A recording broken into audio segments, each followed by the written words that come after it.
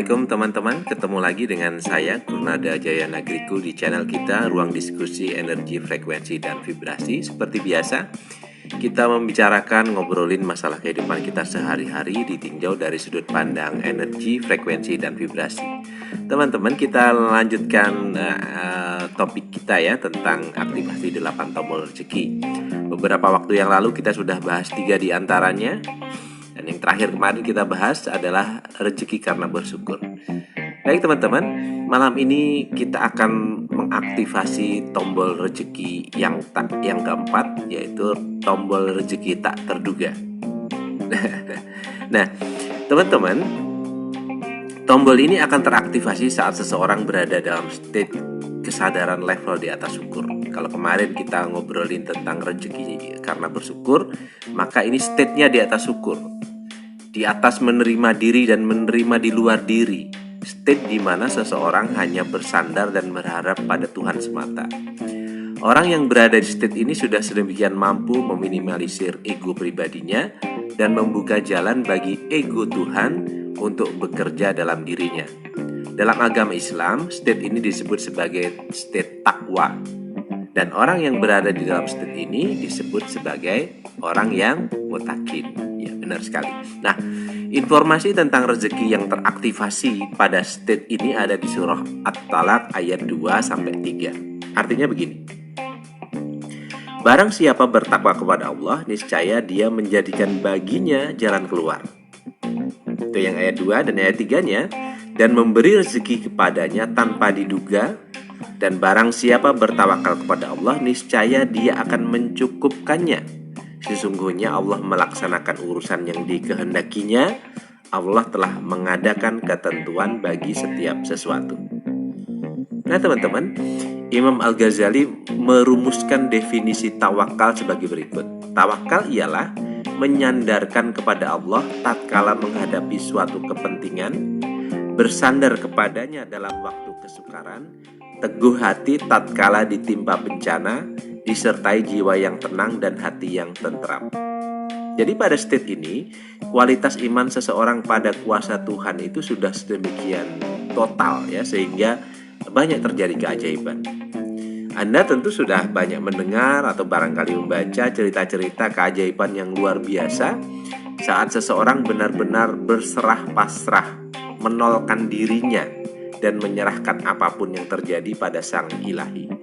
Biasanya, cerita-cerita seperti ini terjadi saat suasana kritis dan no way out. Terjadi saat seseorang menyerahkan semua kuasanya pada Sang Maha Kuasa. Saya pribadi pernah mengalami situasi no way out seperti ini. Dan yang saya lakukan hanya berserah. Yang terjadi ya terjadilah. Saat itu malam ganjil pas bulan Ramadan. Biasanya setiap bulan Ramadan kami, saya, istri, dan anak saya yang masih kecil waktu itu ngaji dan meditasi. Sehingga pulangnya biasanya larut malam. Biasanya antara jam 2, jam 3, kadang-kadang sampai jam 4 subuh baru pulang begitu ya dari mengaji waktu malam-malam ganjil itu. Nah, waktu itu saya pulang membonceng istri dan anak kami yang saat itu masih kecil. Dan waktu mengisi bensin di daerah yang masih ramai orang sahur sekitar jam 2, jam 3 kalau nggak salah ya waktu itu, saya merasa ada beberapa anak muda yang mengamati kami. Meskipun sudah curiga, saya tidak bilang pada istri saya.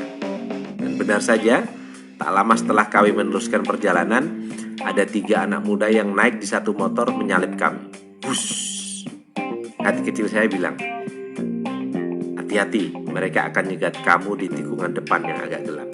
Begitu hati saya bilang ke saya. Waktu itu sih saya bimbang ya teman-teman, mau terus atau berhenti. Jadi posisinya serba nanggung. Mau berhenti dan belok arah pasti ketahuan dan akan dikejar mereka. Padahal saya bawa anak istri ya, jadi tentu tidak bisa lincah berkendara. Dan akhirnya saya putuskan untuk terus. Saya hanya berdoa dan berserah pada Tuhan. Dalam hati saya bicara dengan Tuhan. Ya Allah, kalau memang ini kehendak-Mu, sempurnakanlah.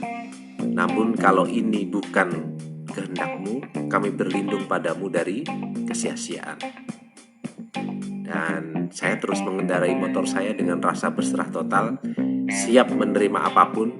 Dan tepat seperti yang saya perkirakan, di tikungan yang agak gelap mereka telah ada di situ. Namun bukan mencegat kami. Mereka terkapar karena jatuh dari motor mereka. Padahal teman-teman, di situ tidak ada apapun, tidak ada halangan apapun di situ. Saya perhatikan tidak ada pasir, tidak ada ceceran oli atau bensin di situ. Mereka jatuh. Saya tidak tahu sebabnya apa. Saya terus berkendara melewati mereka dan saya melihat dari spion mereka sudah bisa merangkak bangun. Setelah sampai rumah, istri saya menceritakan perasaannya. Dan ternyata dia juga berdoa seperti doa saya. Nah, dalam situasi tersebut kami berdua dalam state tawakal. Sebuah state yang mengaktifasi datangnya rezeki tak terduga itu tadi. Jadi pada dasarnya teman-teman, setiap orang bisa mengakses state tawakal ini. Masalahnya adalah apakah state ini bisa menjadi state dominan di dalam diri kita, atau hanya datang saat kepepet saja. Kan begitu ya teman-teman ya. Jadi sedemikian wajar kalau para nabiullah, para waliullah, para pilar jagat sering mengalami atau menghadirkan keajaiban. Lah, mereka-mereka, beliau-beliau itu dominan di state ini. Nah, kalau kita kan biasanya state ini hadir pada saat kepepet kan. Ya, termasuk saya juga.